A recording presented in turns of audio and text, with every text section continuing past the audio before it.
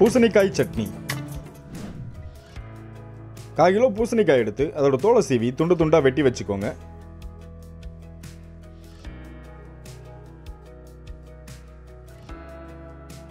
ஒரு கடாயில் 2 table spoon எண்ணெய் விட்டு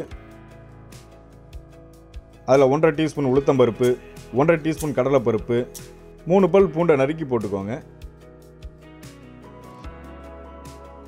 7 காஞ்ச மிளகாய், கொஞ்சம் கருவேப்பிலை, வெட்டி வச்ச வெங்காயம் 2, நறுக்கின தக்காளி 1, அது கூட பூசணிக்காயை சேர்த்து நல்லா வதக்கி மூடி போட்டு மூடி வச்சிடுங்க.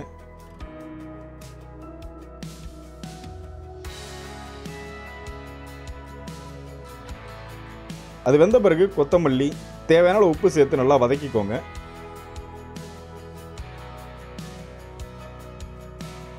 கலவை ஆறின பிறகு அதை எடுத்து மிக்சியில் போட்டு தேவையான அளவு தண்ணி விட்டு அரைச்சி எடுத்துக்கோங்க.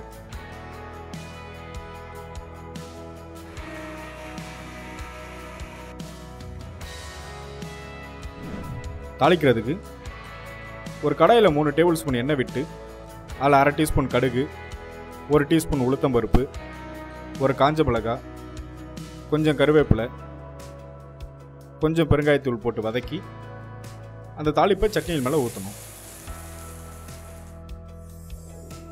சுவையான பூசணிக்காய் சட்னி தயார்.